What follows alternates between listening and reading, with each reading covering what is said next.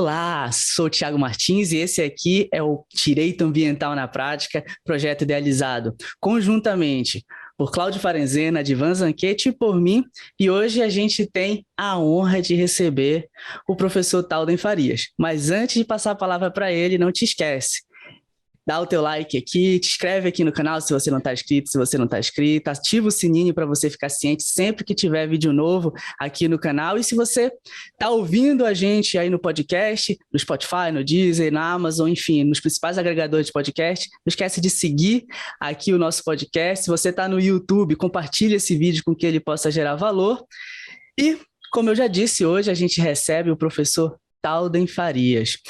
Primeiro, agradecer em nome da equipe, DAP, né, da equipe do Direito Ambiental na Prática, em nome do Cláudio, em nome do Advan, que hoje não puderam estar aqui gravando conosco, e passo a palavra para você, professor Talden, e aí você já aproveita e conta para a gente quem é Talden Farias.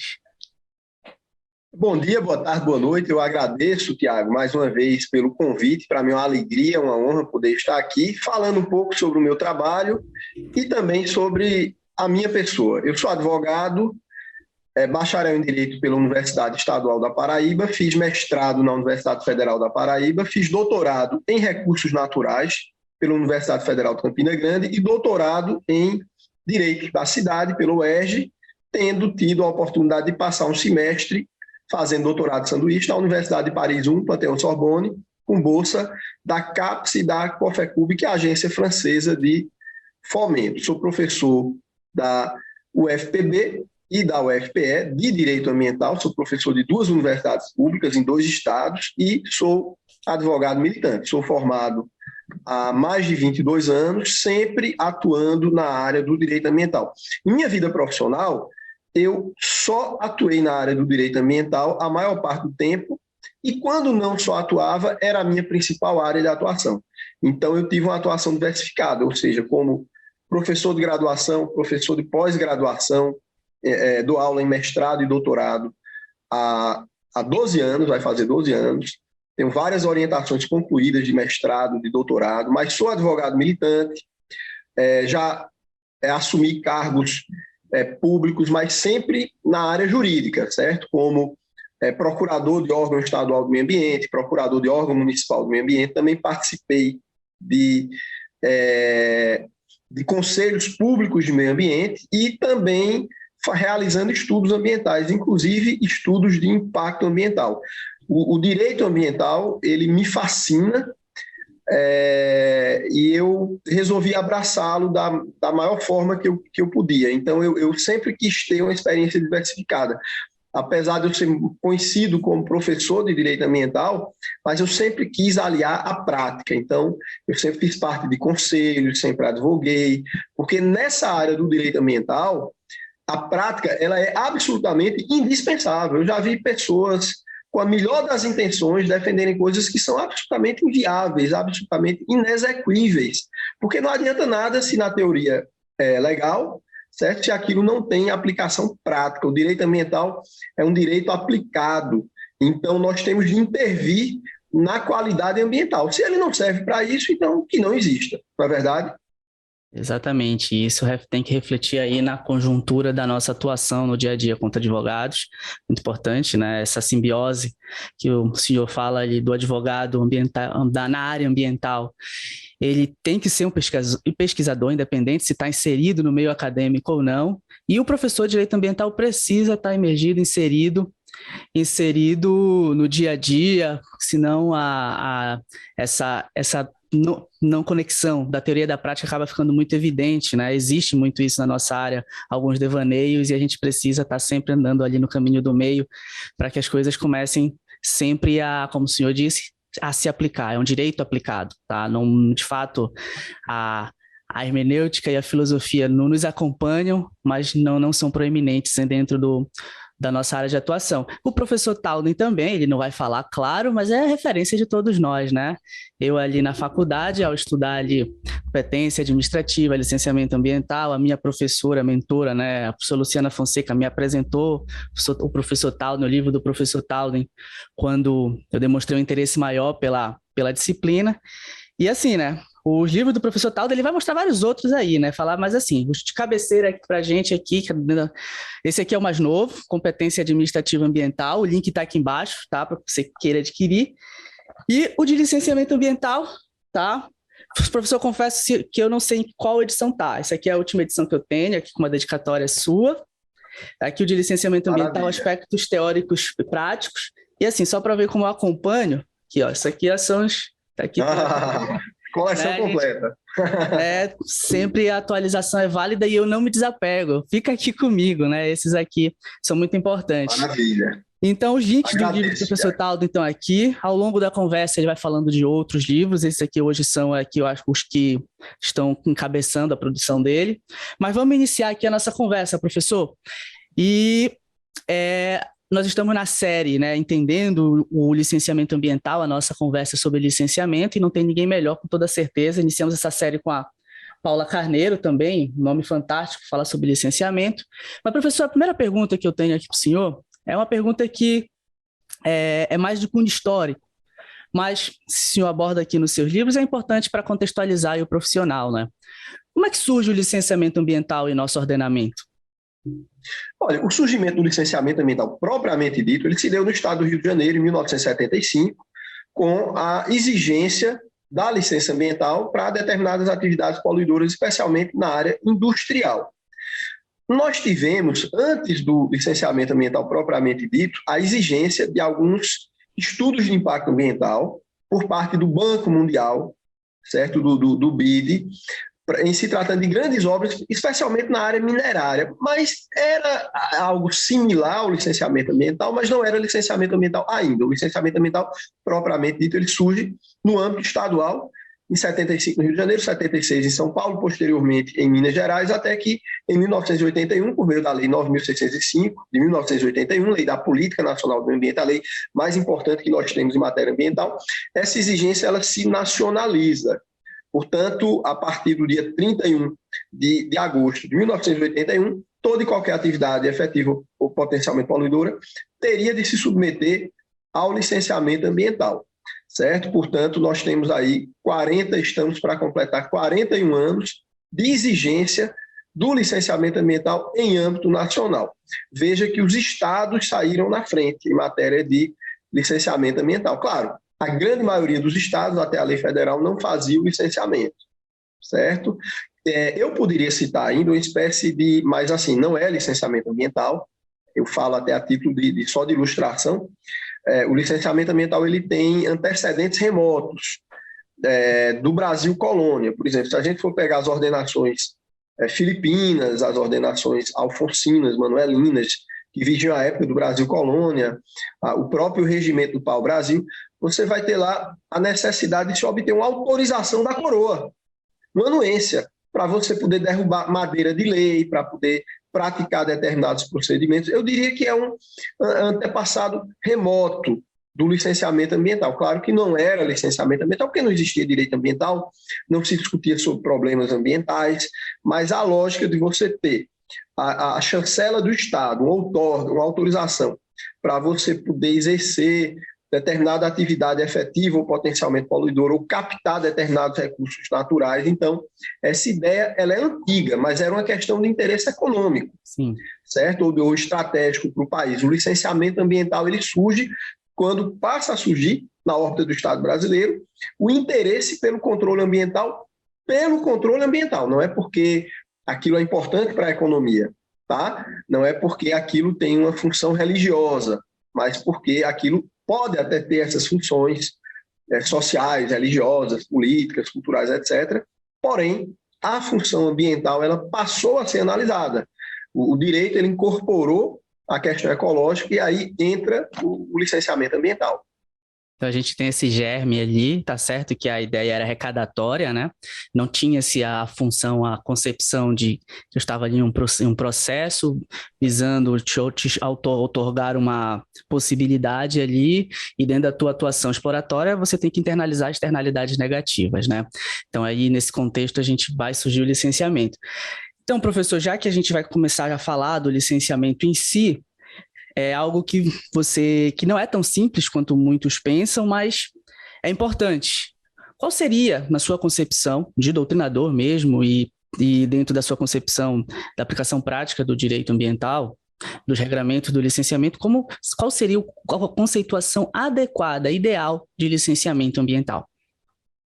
O licenciamento ambiental é um processo administrativo que tem como objetivo autorizar o funcionamento, a concepção, na verdade ele autoriza a concepção, a instalação e o funcionamento de toda e qualquer atividade efetiva ou potencialmente poluidora. Efetiva é a poluição que é inerente ao desenvolvimento da atividade. A poluição potencial é aquela poluição que não necessariamente acontece, mas que está lá latente. No caso até de um desastre, de um acidente, ela pode vir à tona. Então, toda e qualquer atividade que se encaixe nessa situação, ela deve ter o seu funcionamento precedido de um processo de licenciamento ambiental. E dentro da concepção, tá, de licenciamento, e dentro da perspectiva do que vem a ser essa concatenação de atos administrativos, né, procedidos pelo órgão ambiental, todo e qualquer órgão da administração pública, tá, ele pode proceder o licenciamento ambiental, ou a gente vai ter uma restrição, professor? Nós temos ali os órgãos específicos que podem proceder o licenciamento ambiental dentro do nosso ordenamento.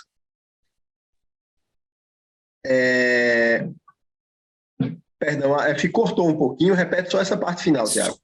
Em suma, quais são os órgãos da administração pública que podem realizar esse processo administrativo visando outorgar essa autorização? Tá, pela Lei 6.938, Lei da Política Nacional do Meio Ambiente, tem que ser o licenciamento procedido pelos órgãos integrantes do SISNAMA, do Sistema Nacional do Meio Ambiente. Nós temos algumas iniciativas, como o caso do Rio de Janeiro e do Recife, onde se atribuiu essa competência a órgãos não ambientais, o que é verdadeiramente um absurdo, na minha opinião. Bom, então o primeiro passo é esse, tem que ser um órgão ambiental integrante do SISNAMA, que pode ser em âmbito federal, estadual ou municipal. Essas competências elas são distribuídas pela Lei Complementar 140, que disciplina a repartição de competência administrativa ambiental e o município fica com as atividades de interesse predominantemente local, o Estado as atividades de interesse predominantemente estadual e o IBAMA, porque no âmbito federal, apesar do ICMBio ele ser um órgão licenciador também, mas só o IBAMA que faz licenciamento ambiental. Então, o IBAMA ele licencia aquelas atividades de interesse federal, como, por exemplo, atividades relacionadas às Forças Armadas, em áreas indígenas, com energia nuclear e por aí vai. Esse é exatamente o tema desse livro, né, que foi citado aí por Vossa Senhoria, aí, Competência Administrativa Ambiental, que está esgotado e que está para ter a sua segunda edição lançada aí no final do mês de maio. Legal. E ainda dentro dessa perspectiva, a gente sabe, principalmente é uma realidade aqui, por exemplo, no estado do Pará, nós temos aí mais de 140 municípios e nós temos municípios que não têm o órgão ambiental. Nessa situação, professor, isso é uma dúvida, teoricamente, né? Teoricamente é fácil de até explicar isso. Eu quando estou dando aula preparatória para concurso, é super fácil explicar isso.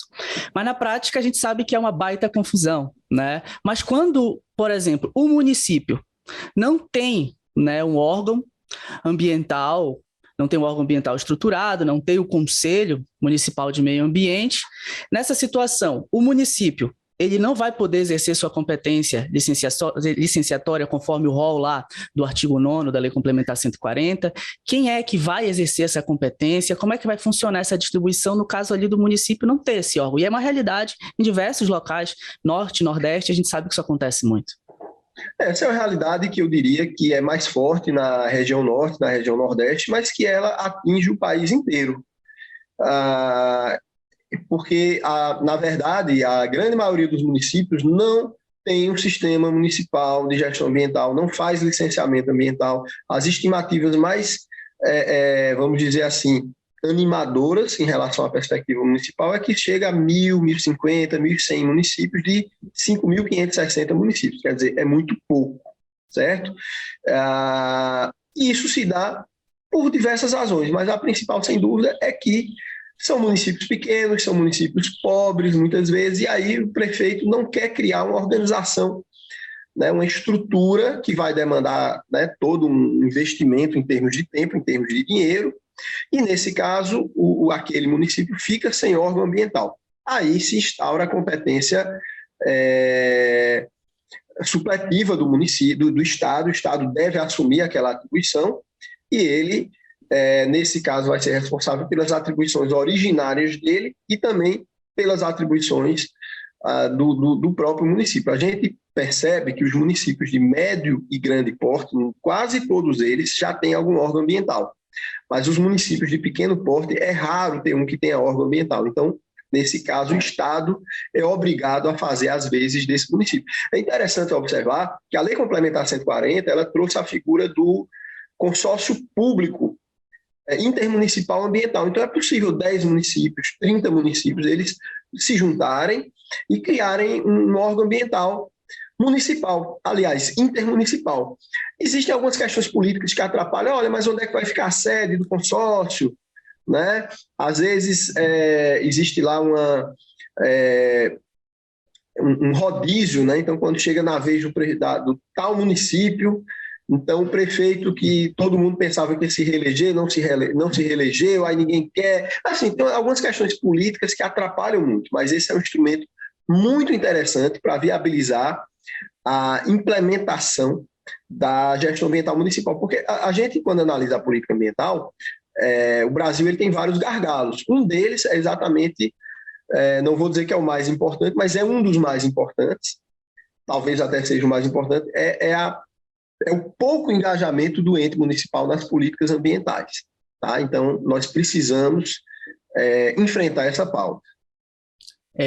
Também é uma realidade, também já vi muito, já cheguei em município aqui que o órgão ambiental era numa salinha e tinha o secretário e uma engenheira que tinha o máximo de equipamento era uma câmera digital, né? E falando isso por agora, né? Que a gente nem usa mais câmera digital, daquelas antigas, assim.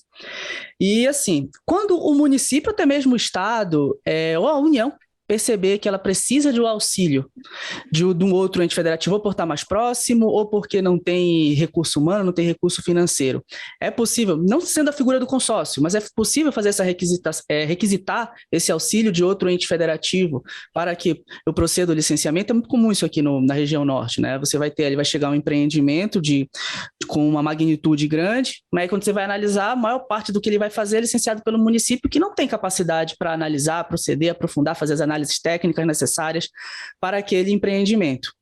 É possível que o empreendedor vá direto ao ente estatal ou tem que buscar o município, que é de fato competente, e o município vai lá e requisita, solicita a ajuda técnica ou financeira de outro ente federativo? Não, na verdade, se o empreendedor chega ao município, o município não tem órgão ambiental, então a simples inexistência do órgão ambiental já o autoriza a procurar imediatamente o Estado, certo? Então, isso é uma realidade. Sobre a questão do auxílio, do diálogo entre o município e o Estado, eu acho que isso é extremamente bem-vindo. Mas havendo a existência do órgão no município, de fato. Havendo a existência e esse órgão sendo desestruturado, porque a Lei Complementar 140, ela exige que o órgão ele tenha uma estrutura. A gente sabe que às vezes o município cria um órgão, tem lá um secretário adjunto, mas não tem técnicos, não tem estrutura.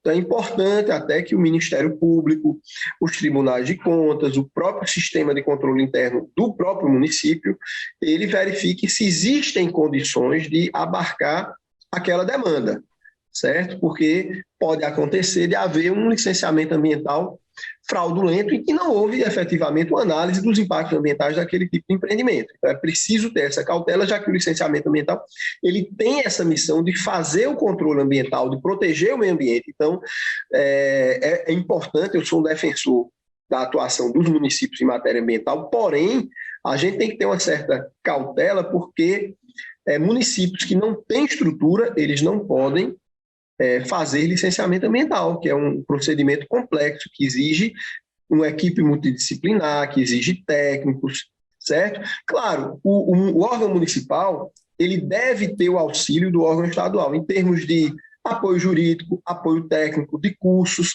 às vezes até de material, de equipamento, né, de decibelímetro, de veículos, de drones de fiscalização. Então, tudo isso é muito interessante.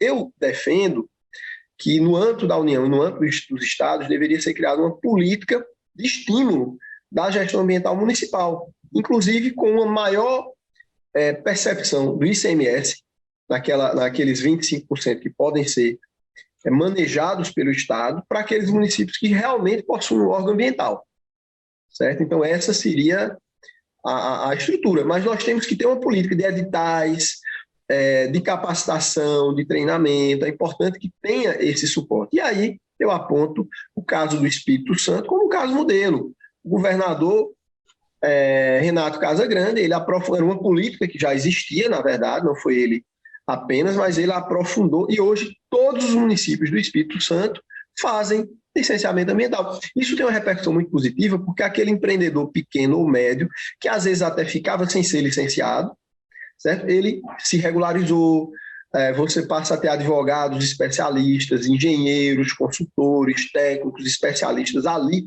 na própria cidade. O empreendedor não precisa se dirigir à capital, que algumas vezes é perto, mas outras vezes é distante. Então, essa descentralização, ela aproxima o cidadão do poder público, tá? Do exercício do próprio direito ambiental. Excelente, professor. Antes de falar da sistemática, ainda aproveitando o gancho da competência, é uma dúvida que surge em muitos colegas, mas também a gente vê essas dúvidas e esses conflitos de entendimento dentro dos órgãos. Algumas situações que são excepcionais, porém previstas na Lei Complementar 140, também já era prevista na Resolução 237, de atração de competência. Eu queria que você comentasse um pouco com a gente sobre a situação, né, do impacto ambiental regional, do desenvolvimento de atividades em mais de um ente federativo para atrair a competência para a União. Como seria essa situação análoga do Estado? Por exemplo, se o raio de abrangência de um empreendimento superar um município, é o Estado que vai licenciar? Existe muito essa dúvida. A situação de atração de competência, se uma atividade vai impactar de alguma forma um território indígena, uma área militar, ou até mesmo situações envolvendo unidades de conservação. Como é que funciona essa sistemática, essa distribuição de competências nesse caso, que ela já não vai seguir aquele rito mais de um elenco pré-estabelecido conforme ao artigo 7º, 8º e 9º da Lei Complementar 140. Estão lá essas exceções, mas aí a lei já traz para a gente, olha, se acontecer isso, vai acontecer dentro dessa determinada maneira, dentro de um enfoque prático. Como é que a gente pode trabalhar essas questões?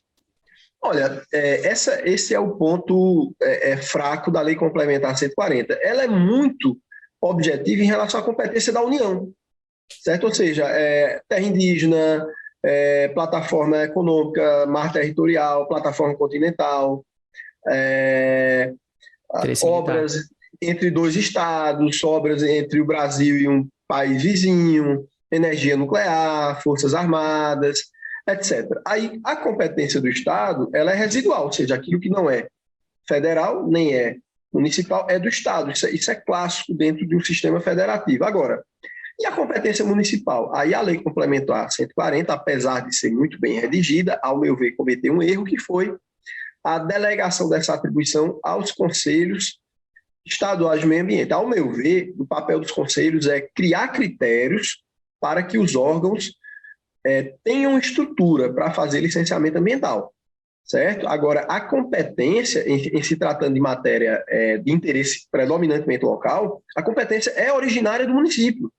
O conselho não poderia retirar, assim como ele nem sequer poderia atribuir. Então, é uma competência originária, tá? E aí, eu entendo o seguinte, que o mesmo critério que foi aplicado no artigo 7º, que trata da competência da União, onde não é o impacto, é a localização da atividade. Então, da mesma forma, as atividades localizadas no âmbito do município, elas são de interesse predominantemente local. A gente poderia excetuar daí atividades com EIA-RIMA, atividades consideradas de significativo impacto ambiental e mais uma ou outra. Agora, quantitativamente, a imensa maioria das atividades é de interesse municipal, certo? A gente anda na cidade, em qualquer cidade, em Belém, então você olha o posto de gasolina. Por que o posto de gasolina, a competência não seria municipal?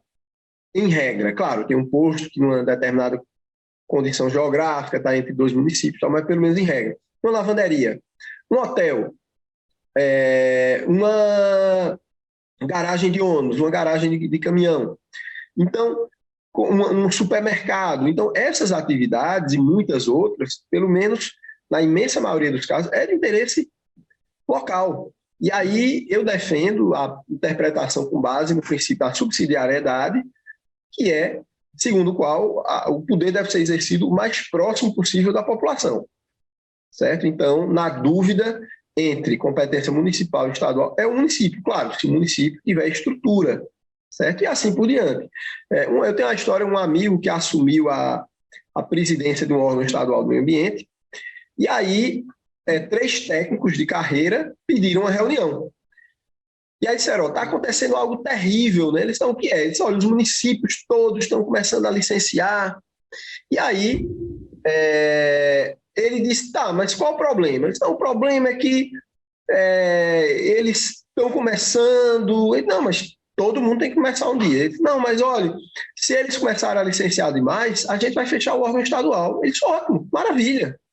Se eu vou ter o maior prazer de dizer isso ao governador, porque ele fecha o órgão estadual e ele vai gastar com outra coisa, né? Claro, ele falou aquilo ironizando, né? Não é que o órgão estadual vai ser fechado, mas é porque essa descentralização, ela não é só possível, ela é desejada, tá? Mas claro que a gente está diante de um processo de construção, porque, veja só, quando eu falo da competência, isso é uma coisa, a competência constitucional, certo? Agora, não basta isso para o licenciamento ambiental, é preciso ter as condições materiais para o exercício daquela competência. Então, eu preciso ter técnicos, eu preciso ter laboratório, eu preciso ter carro, eu preciso ter drone, eu preciso ter computadores, eu preciso ter softwares com acesso a satélite, e por aí vai. Então, é uma coisa um pouco mais complexa. Professor, e como é que funciona em relação às unidades de conservação? Essa repartição de competência. As unidades de conservação, na verdade, pela Lei Complementar 140, sempre o ente que institui a unidade de conservação, ele é competente para fazer qualquer licenciamento ambiental relativo àquela unidade de conservação, certo? Quando eu digo relativo, eu digo uma obra, se ela adentrar, nem que seja 3%, na unidade de conservação federal, então a competência licenciatória se deslocará para o IBAMA. Certo? A mesma coisa se for estadual ou municipal. Então, quem institui a unidade de conservação, certo, é quem faz o licenciamento se a atividade for desenvolvida ou localizada, ainda que numa menor parte, dentro daquela unidade de conservação. Mas a atividade ela não está dentro da unidade de conservação, ela está fora, ela está na zona de entorno, ela está na zona de amortecimento. Então, a zona de amortecimento ela não gera deslocamento de competência para o ente instituidor da unidade de conservação, certo? E a única exceção a esse regime são as APAs, as áreas de proteção ambiental. Ou seja, para fins de repartição de competência, as APAs simplesmente não contam. É como se elas não existissem, é como se não houvesse unidade de conservação ali. E por que isso se dá?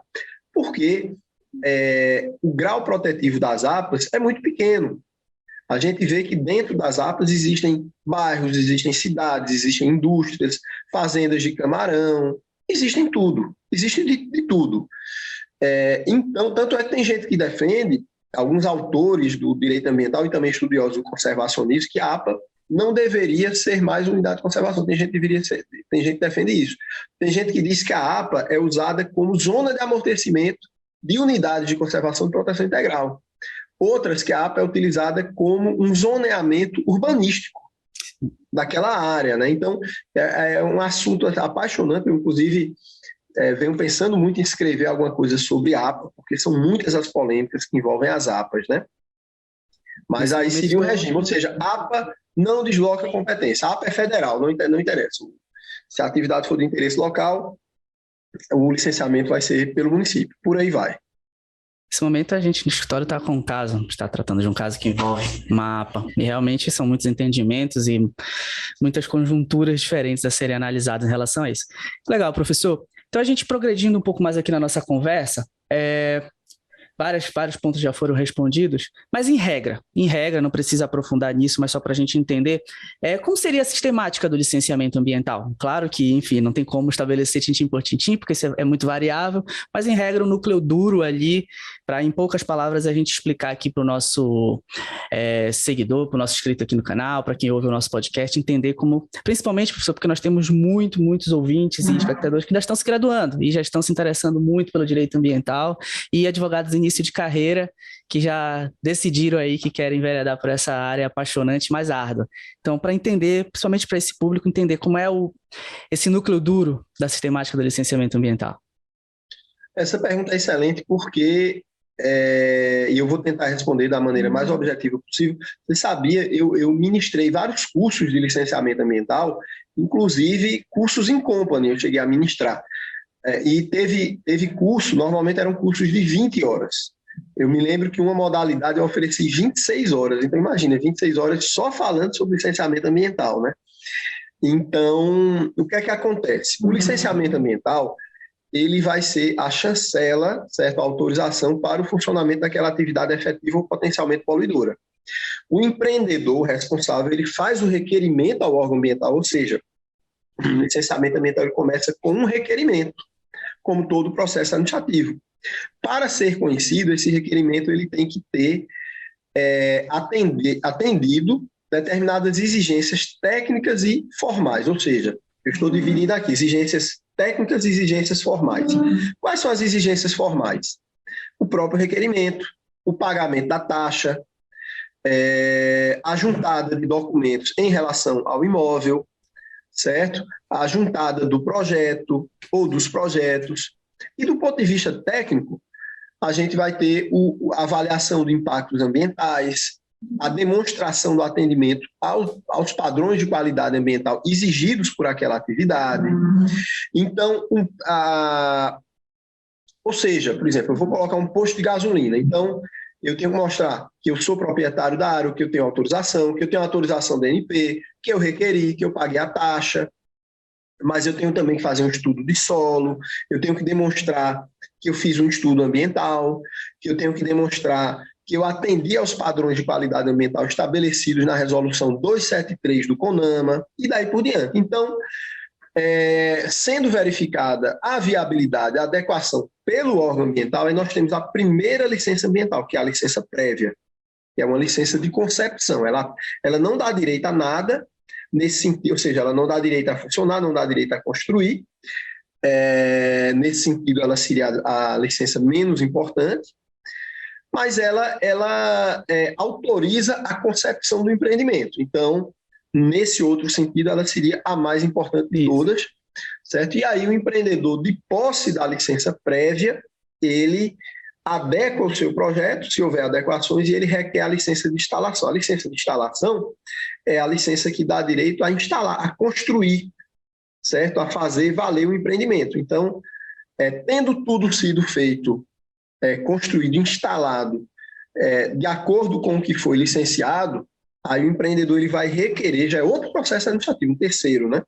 Vai requerer a LO, a licença de operação, que é para poder funcionar, para poder operar.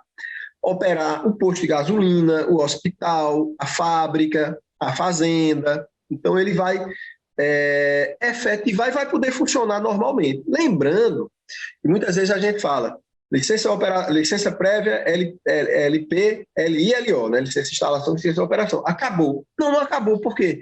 Porque enquanto a atividade estiver funcionando, ela vai precisar da licença de operação. Então, depois de tantos anos, ele vai ter que renovar, mais tantos anos ele vai ter que renovar, e assim por diante, certo?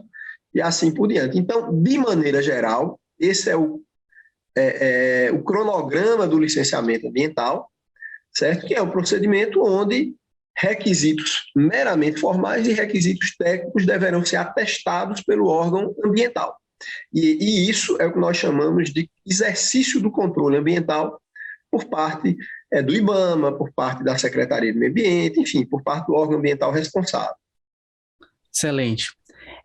Professor, e aí dentro dessa perspectiva, a gente sabe que só um ente federativo vai conduzir o licenciamento ambiental.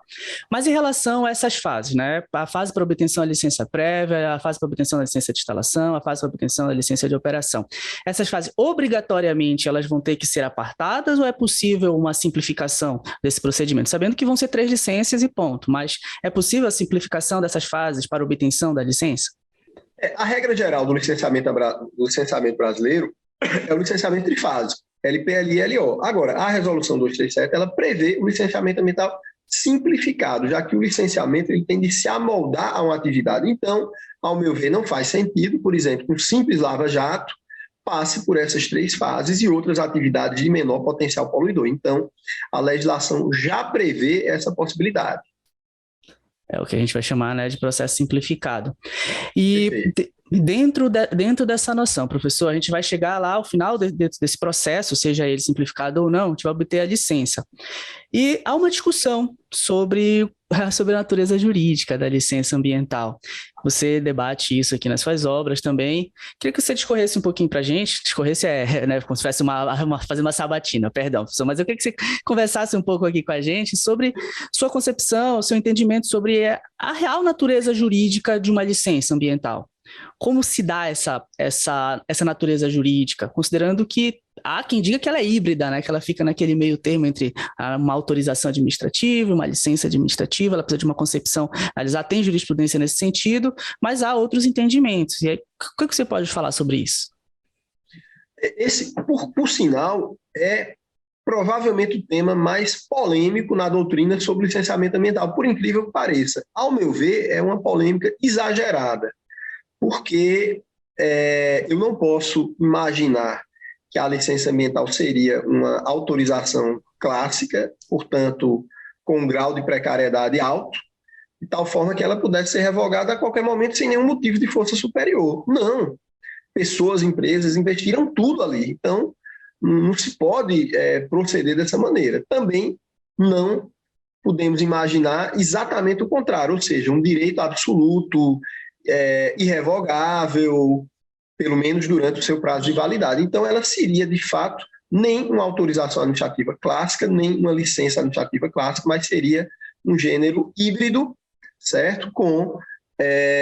Ao meu ver, ela fica no meio do caminho, talvez um pouco mais próximo da licença administrativa, exatamente porque as licenças ambientais elas têm um prazo de validade. E a regra é que, durante aquele prazo de validade, ela é válida, certo? A não ser em situações excepcionais é que ela poderia ser revista, exatamente porque você está muitas vezes é a economia da família inteira naquele licenciamento ali. Muitas vezes é a vida e a morte daquela empresa naquele licenciamento ali. Então, é preciso ter essa cautela. Eu não consigo admitir, eu tenho amigos que defendem, não, mas o superintendente do órgão ambiental ele pode revogar a qualquer momento sem dar satisfação. Não, de jeito nenhum. Tem um direito de propriedade, tem uma ordem econômica.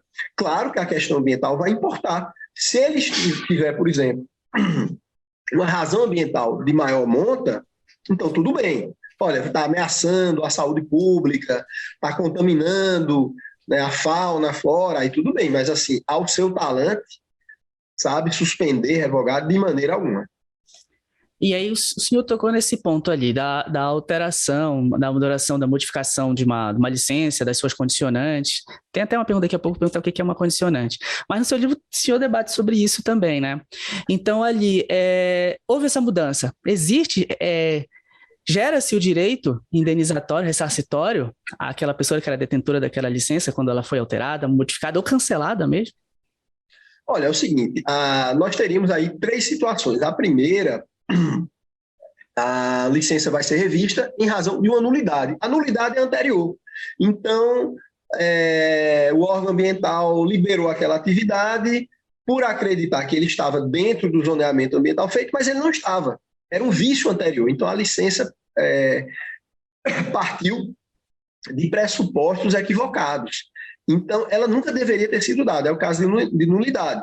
O cancelamento, ele se dá em razão de um vício posterior à emissão da licença, ou seja, um descumprimento de cláusulas, um descumprimento de condicionantes, e nós teríamos aí uma terceira hipótese, que é a revogação. A revogação se dá diante de fatos de força maior. Então, é uma grande seca, certo? Então, você não pode ter a mesma disponibilidade hídrica da outorga que vai dar base ao teu licenciamento ambiental, certo? E por aí vai. Uma pandemia. Na pandemia nós tivemos esse exemplo, né? Então, como é que você vai permitir o funcionamento de uma casa de show, de um teatro lotado? Então, pelo menos naquele momento inicial, não era possível. E essas medidas se mostraram muito acertadas do ponto de vista de saúde pública. Então, então, em linhas gerais é isso. Tem de haver uma dessas três situações, tá? A indenização, ela vai depender muito do caso concreto. O empreendedor, ele vai ter que mostrar que houve um erro do órgão ambiental, certo? Que não foi Geralmente judicializando, né? Geralmente judicializando. Exato, perfeito.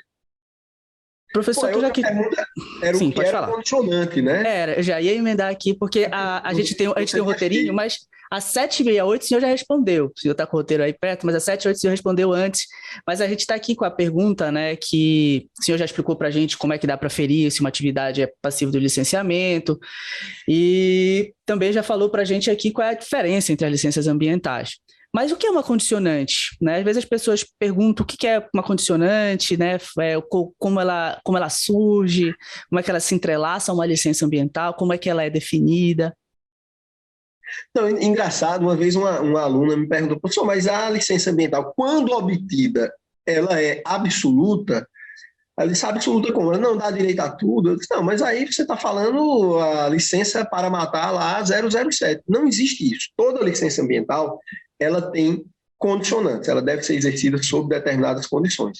Existem dois tipos de condicionantes. Uma, as exigências da legislação, que estão na Constituição Federal, nas leis, nos decretos, nas resoluções, nas instruções normativas, nas portarias. Então, o cumprimento da norma. Muitas vezes, o órgão ambiental ele coloca, olha, condicionante, cumprir a legislação, ou então cumprir tais normas. A gente pode admitir isso até como ênfase, mas, na verdade, nem precisa constar. O recomendável é que conste ali apenas as condicionantes técnicas do caso concreto.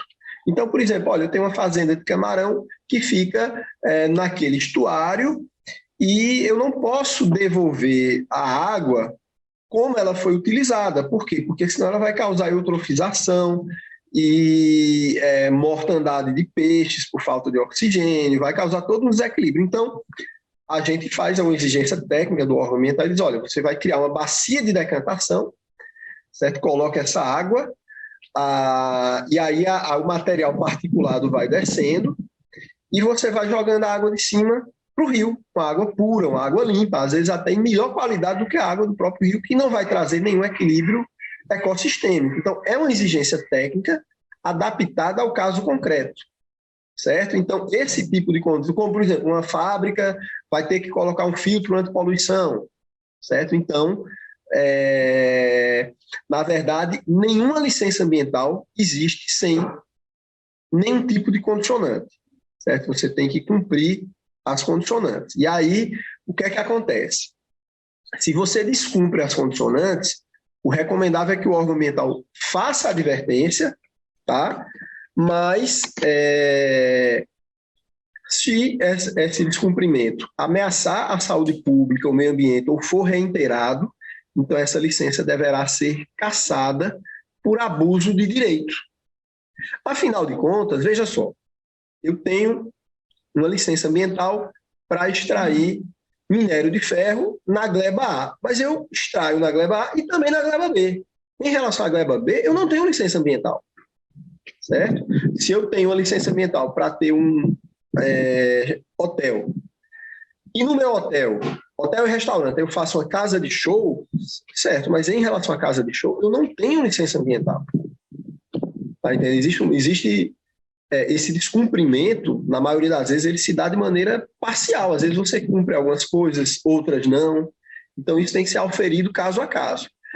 Tem condicionantes que são absolutamente indispensáveis. Nem toda condicionante tem a mesma importância. Então, é por isso que é importante o órgão ambiental, na própria licença, ele estabelecer o seguinte: essa condicionante tem que ser cumprida imediatamente, existe um prazo, 6 meses, 1 ano, e às vezes, por exemplo, você tem uma licença ambiental com prazo de 6 anos, às vezes a condicionante é que até o final dela, você vai cumprir aquela condicionante. Então, pode acontecer, depende do caso. O importante é que o órgão ambiental seja claro, tá? Em relação aos prazos, até porque isso pode gerar embargo, gerar multa, gerar toda uma gama de prejuízos ao empreendedor. O exemplo que o senhor deu aí sobre extração de minério, a gente teve um caso parecido julgado em ação civil pública, agora no TRF4, né, alguns dias atrás, né, que envolvia essa situação. Inclusive, foi aplicado o tema 999 de repercussão geral da STF sobre a imprescritibilidade. Era justamente essa situação ali.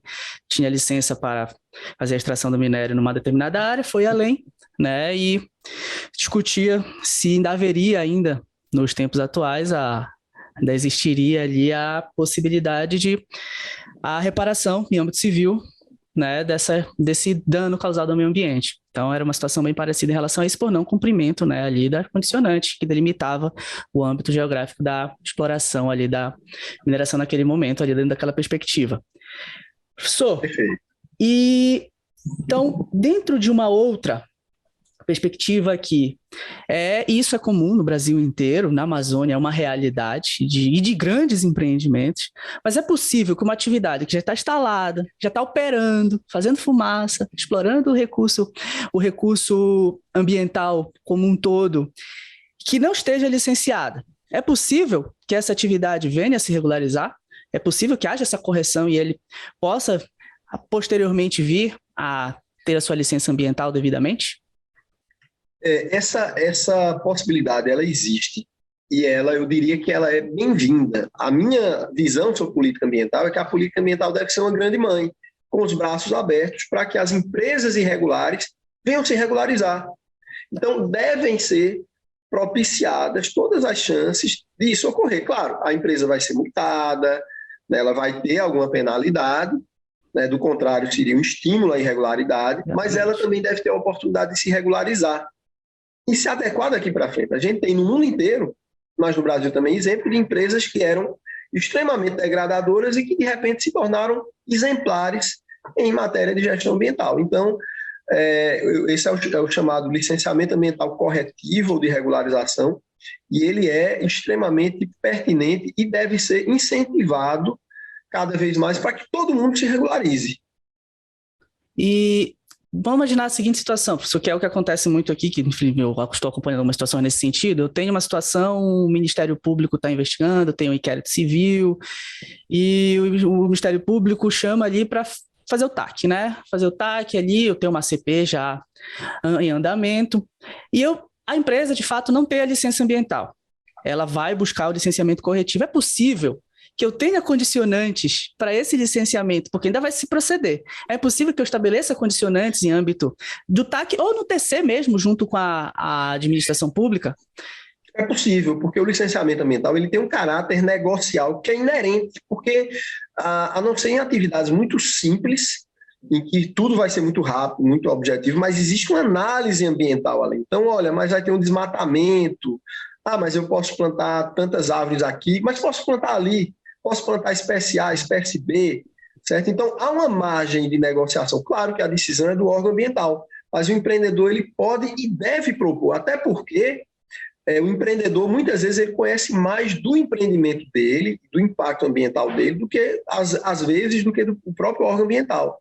Então, é importante haver essa abertura, essa margem negocial. E para a última pergunta técnica, a última é um conselho, né, que eu vou pedir que o senhor dê aqui para os nossos ouvintes, para o pessoal que se inscreve aqui, segue o nosso canal. Mas a última é um tema que eu gosto muito, pessoalmente gosto muito, se eu tivesse mais tempo, eu queria escrever também, orientado pelo senhor por óbvio, mas assim, eu sempre indico isso para aluno, para escrever TCC e escrever artigos. pessoal sempre conta dificuldade, porque em tese quem traz isso à discussão doutrinária e prática é o senhor, né, no seu livro aqui. Mas, professor, o que é o autolicenciamento e por que é um tema problemático? O autolicenciamento simplesmente é quando o ente federativo, no caso, por exemplo, o Estado da Bahia, ele licencia as atividades de interesse e de titularidade dele próprio. E muitas vezes as compensações ambientais, o cumprimento das condicionantes, a obediência à legislação ambiental não é feita com o mesmo rigor quando se dá com a obra pública de um adversário político, de um ente controlado ou de uma empresa. Então, é preciso um olhar mais atento para o autolicenciamento ambiental. Ele é possível, ele é permitido pela nossa legislação, é verdade, porém nós temos muitas lacunas, porque acaba acontecendo uma confusão entre quem licencia, quem controla e o próprio empreendedor. Então, eu entendo que deveria ter uma margem de controle social maior em cima desse tipo de licenciamento ambiental para que a sociedade e o meio ambiente não saiam perdendo. E, assim, eu acho que quem está aí finalizando o curso, aí querendo escrever TCC, pesquisa aí sobre autolicenciamento, compra logo o livro aqui do professor Talden. Maravilha, vai sair aí a próxima edição, se Deus quiser, aí até o final de maio, né? Vamos aguardar. E aí eu já vou fazer aquele meu pedido da minha cópia autografada aqui. Eu sou enjoado, gente. Meus livros aqui com o professor Talden, tudo assinadinho, bonitinho. Aqui tem mais... Olha aqui, professores, aqui já estão com o caminho certo, tá só esperando aquelas dedicatórias que estão vindo avulsa chegar. Esse aqui vai para o Advan. Aí os outros vai para o Cláudio, para o Fernando e para o Arthur, que são da equipe lá do nosso escritório. Então, assim, ó, se eu me pergunto, eles acham que está me enrolando? Assim, não, é o correio aqui, que ainda não chegou, professor, aquelas as dedicatórias. Vai chegar, a gente sabe que demora, que a logística aqui para o norte é difícil. Mas, professor, para a gente finalizar, é um conselho. Quais são as principais habilidades e competências que um advogado que queira atuar, especificamente com licenciamento, tal qual o senhor, tem que desenvolver obrigatoriamente? Eu quero trabalhar com licenciamento, eu trabalho com contencioso. Eu não trabalho com licenciamento, eu trabalho muito com os problemas que vêm depois do licenciamento. Então, eu sei as competências que eu preciso desenvolver. Mas eu quero trabalhar acompanhando o licenciamento, prestando consultoria, acompanhando, fazendo parte de uma equipe. O que eu preciso desenvolver de contabilidade? Olha, eu acho que a primeira habilidade é uma disposição negocial, de intermediação, porque eu, pelo menos como advogado, na área ambiental, 90% da minha atuação é tentar intermediar o conflito, chegar ao meio termo, entre o órgão ambiental e o empreendedor, entre o Ministério Público e o órgão ambiental, e assim por diante. Segundo elemento, ter uma noção das questões técnicas, não basta apenas o direito. Obviamente, você não vai ser um especialista em solos, em água, mas você tem que ter um conteúdo básico para entender o básico daquelas matérias técnicas. Então, eu fiz um doutorado na área de ciências ambientais, exatamente para tentar dialogar com os técnicos da área. Eu acho que é o segundo ponto mais importante. E o terceiro é conhecer bem a legislação ambiental, porque ela sempre será a nossa ferramenta de trabalho. Então, são esses 3 conselhos, Tiago, que eu faço, tá? E eu acho que todo profissional da área ambiental tem que seguir esse caminho. Legal, professor. Quero reafirmar aqui, se eu hoje sou professor de Direito Ambiental, tem pessoas aí que me conduziram para isso, né? A professora Luciana Fonseca, o professor Talden, são pessoas assim que ali que eu me espelhei mesmo, modelei. Né, a objetividade do professor Talden no livro dele, você olha assim, você acha assim, é um livro pequeno e você vai ver o mundo que tem aqui dentro, então essa capacidade de síntese é muito importante, isso eu sempre me espelho no professor Talden, os livros do professor Talden falam muito e você vai ver aqui não são calhamaças, né, de livros, então dá para você estudar, é tranquilo de ler, então eu indico muito, tá? E eu levo muito isso para as aulas de direito ambiental, porque às vezes elas acabam ficando muito densas, e então levar essa capacidade de síntese, principalmente porque de regra a gente tem um semestre, né, professor? Queria agradecer ao professor Talden por ter aceitado o nosso convite, agradeço em nome do Cláudio, do Advan, da equipe aqui do DAP, por ter estado aqui conosco. O Advan e o Cláudio não puderam gravar conosco porque estão gravando lá em Florianópolis neste momento. Agradecer ao professor Talden, principalmente porque eu sei que a sua agenda é apertada. Reiterar que o senhor é uma inspiração. Se hoje eu sou professor de Direito Ambiental, devo muito isso à professora Luciana Fonseca, né, que o senhor conhece, e ao senhor também, o seu livro que é uma referência de objetividade, síntese, que eu busco levar para os meus alunos. Professor, eu estava verificando aqui na Amazon, seus livros estão disponíveis, tanto o Licenciamento Ambiental, Aspectos Teóricos e Práticos, quanto o Competência Administrativa Ambiental 2020. Então, os links, para quem quiser adquirir, tá, estão aqui embaixo, tá? Esse aqui, o Competência Administrativa, está esgotado, mas na Amazon, pelo visto, eles têm estoque lá. Então, está aqui para que você possa adquirir esse livro e eu peço ao professor fazer a finalização para a gente aqui do podcast. Maravilha, Tiago. Eu queria agradecer aí o seu carinho, o convite, agradecer também à professora Luciana, uma pessoa muito querida, que eu admiro bastante. Eu nem sabia que o livro estava disponível na plataforma Amazon, acho excelente que esteja. A segunda edição do livro de competência administrativa vai sair agora em maio, mês que vem, e eu espero que também o do licenciamento, a 8ª edição, saia. Já era até para ter saído antes, é porque tem um projeto de lei geral do licenciamento, então eu segurei, mas dada a proximidade da eleição, eu não acredito mais que esse projeto saia este ano, certo? Pode-se sair para o final do ano. Então, eu queria aproveitar aqui a minha fala final, além do meu livro de licenciamento, eu queria pedir sua licença para falar de outros livros aqui de licenciamento ambiental. Tem um livro do professor Eduardo Bin, que é procurador federal. Esse livro eu, inclusive, fiz o prefácio.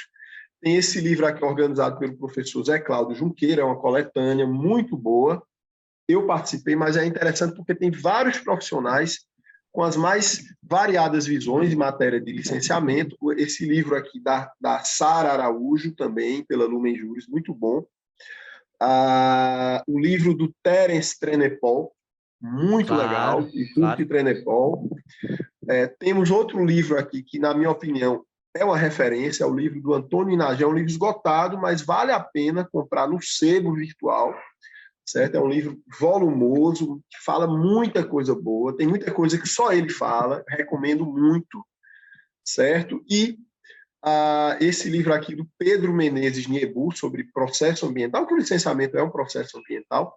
Teria outros, mas eu também não quero alongar demais aqui. E dizer que eu estou à disposição no LinkedIn, no Instagram e em todas as outras formas possíveis. Para mim é um prazer falar sobre licenciamento ambiental, esse tema que é considerado, eu não vou dizer teoricamente, mas na prática, a grande maioria dos autores entende que é o assunto mais relevante do direito ambiental brasileiro, certo? Então, fico à disposição, Tiago, muito obrigado por tudo e sigamos juntos. Mais uma vez aqui, em nome do Cláudio, do Advan, bem meu aqui da equipe do DAP, muito obrigado pela sua presença e todos os links, Instagram, LinkedIn, dos livros, estão tudo aqui embaixo na descrição. Professor, muito obrigado mais uma vez pela sua presença aqui. Eu que agradeço. Obrigado, forte abraço.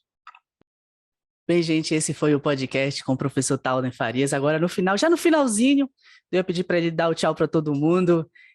Tivemos um probleminha na conexão dele, ele caiu, infelizmente, mas tudo que tinha que ser dito foi dito, foi uma aula aqui com o professor Talden Farias e eu vou disponibilizar o link dos livros do professor Talden na Amazon para que você possa adquirir, tá bom? Então, mais uma vez, muito obrigado pela sua audiência, para você que está ouvindo, para você que está assistindo a gente no YouTube. Não esquece de dar teu like, deixar teu joinha, te inscrever aqui no canal se você ainda não está inscrito, se você não está inscrita, seguir o nosso podcast, né, aí nos principais agregadores de podcast, no Spotify, no Deezer, na Amazon, enfim, nos principais agregadores, e também ativar o sininho para que você fique ciente sempre que tivermos vídeos novos aqui no canal. Forte abraço da equipe do Direito Ambiental na Prática.